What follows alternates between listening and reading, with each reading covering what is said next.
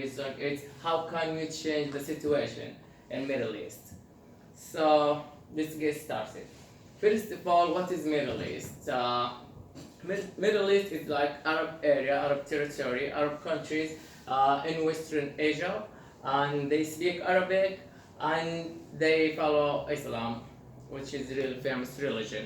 And most of the people, when we ask them about it, what's Middle East, they think, yeah. Before I start to talk about my presentation, I like to take this quote from Einstein.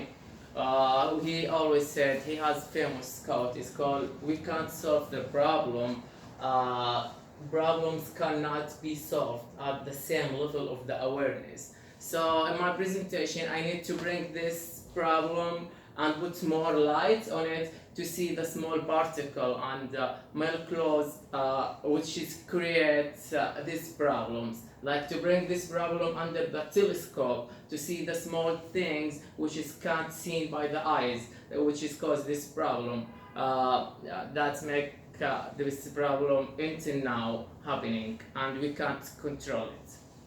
So that's why I'm trying to get to look at this problem from different sides and from high level of the awareness to analyze this problem and to trying to solve it. When we ask a lot of people in like American, some American, and I studied in France and I've been to Switzerland, I had a lot of friends from different countries, from Italy.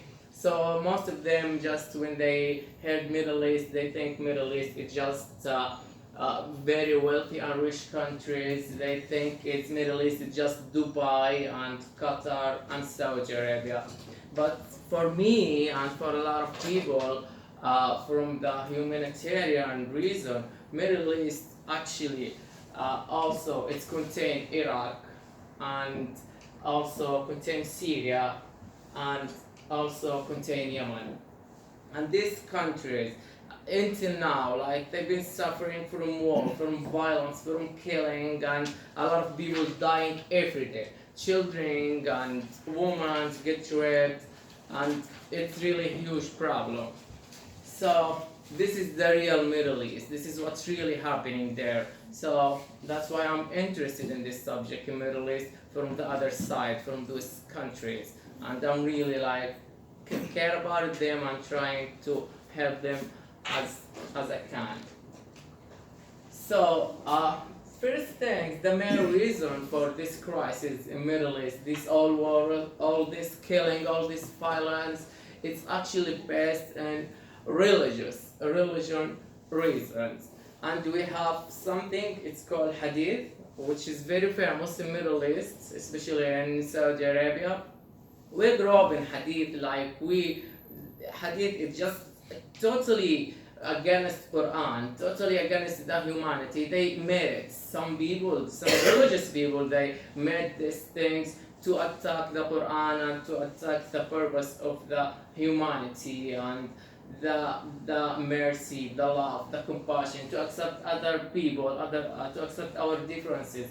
Differences like religion, like nationality, like beliefs, thought. So when you have different thought, I should just learn from you and accept your belief, your thought, what you say, what you believe. But there in Middle East, we have this hadith, so we should not accept anything.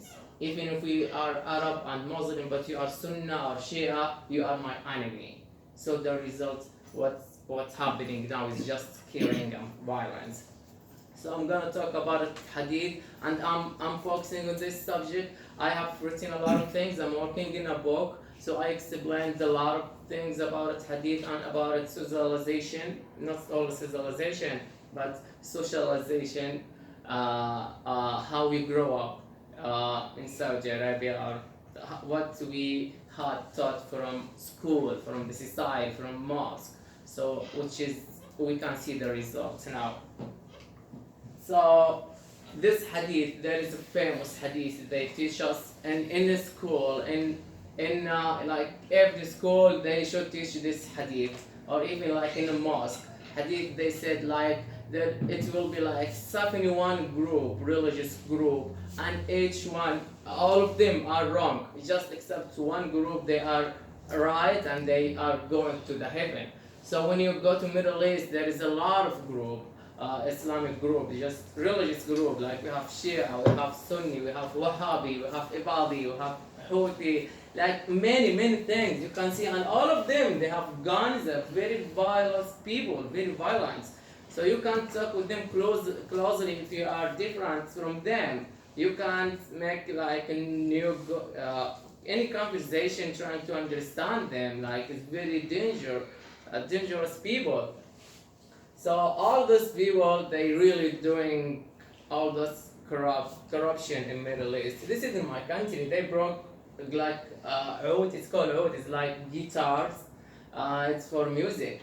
And like my instrument used to be broken by my brother, my older brother. Like I had guitars, I had oud like this, and he's not religious, but he grew up in a society where the love and music were forbidden, were prohibited by their understanding to the religion. So you can see there is not a lot of meaning of love, of peace. We can't understand this. We don't know, like in Saudi Arabia, in Arab Gulf, we don't know what's humanity, what's love. So that's, we don't care about it, the children who dying just next to us, like our neighbor in Yemen or in Syria or in Iraq.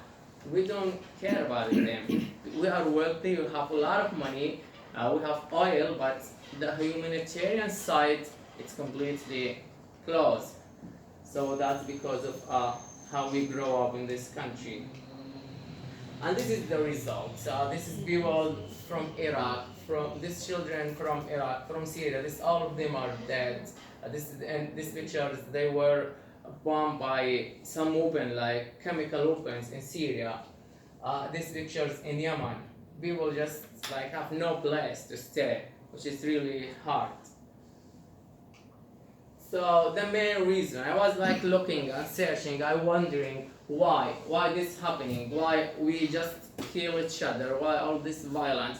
So the main reason, as I said, it's just religious reasons, and based it started from this country. As you can see, we have those famous people. I'm sorry. Those people, they just in the news and in the TV, they just control our brain and they control the understanding of the religion. So we can't get rid of them, and we can't get rid of their understanding, because our parents now they just believe them. They are like idols for our parents, so they honor them and they glory them. So we can't criticize them. If I were there in my country and I criticize one of those people, I won't be free. I will be in the jail. I will be, or maybe I won't be alive. So it's really difficult. And those people they control the religion. And if you can see, like we have like now 1.8 billion Muslims around the world, and most of those people, most of those Muslims, not all of them, but most of them, they follow the Islam of Saudi Arabia, which is based in hate and not accept others people's religion or the differences. So it's really difficult and really hard. So Saudi Arabia is the main reason for the religion of Islam, and it was the source, the start of Islam. Actually, it was from Saudi Arabia, from Mecca, the holy city, because it contained the holy mosque. It's called Mecca and the Kaaba, and this relates to long time back in the history when Prophet Ibrahim, and some prophets. So the last one, Prophet Muhammad, he was from this city. It's called Mecca, which is contained Al-Masjid al-Haram, which is the holy mosque, which is related to the Islam. Secondly, the two holy mosques. Also, all Muslims, they know Saudi Arabia and they go there to make Hajj, Umrah, visit the mosque of Al-Madinah, Al-Munawwara. So Saudi Arabia is also contain and control the two holy mosques. And the third reason, Saudi Arabia is control the religion and the understanding of the religions. And also I mentioned that in my book. I've been to many mosques around the world and I see this book. Some of those books very violent. Like we have famous person, his name is Ibn Taymiyyah, and he really disrespects women. So that's why the result now women in Saudi Arabia or in Arab Gulf or Middle East, they have no identity. They just cover all their body because they said we protect them. So they really think completely different about it, the woman. So that guy is really dangerous and he has very violent thought.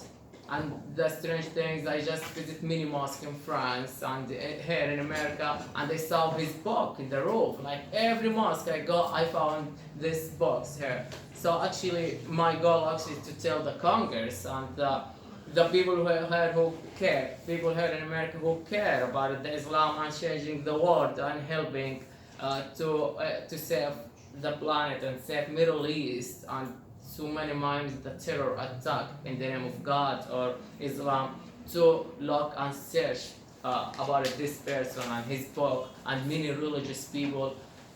They in the past, but their book is still here. They thought their knowledge, their method is still here, and the result as we can see now. As I mentioned, like there is 1.8 billion Muslim around the world, like maybe around 24.1% from the population they are Muslims. So if we just believe about what Saudi Arabia say and how they're understanding, the result it will be really dangerous. And we can see now we losing a lot of children and a lot of people dying every day in Middle East.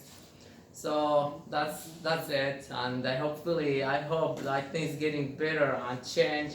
I'm starting working on peace program here in America. I'm writing a book, I do presentation, I'm working in a song for change to grab the national attention and to start to make it change out from out the countries, from America, from Europe, from Brazil, to take those people to start change the situation there, because it's really hard and difficult to change the situation from there. We wouldn't be alive if I were there and talking like that. So thank you for your attention. Thank you for listening. Thank you. I have a question. I have questions. Go Go ahead. ahead. Ladies Well, I first. was going to ask, and I think you just answered it. If you gave this presentation in Saudi Arabia, what would happen to you? Oh, it's difficult. Actually, I can't talk. Maybe I can't start. You cannot talk about. They will kill him. I can't even just start to show my idea, my thought. It's not only to make presentation.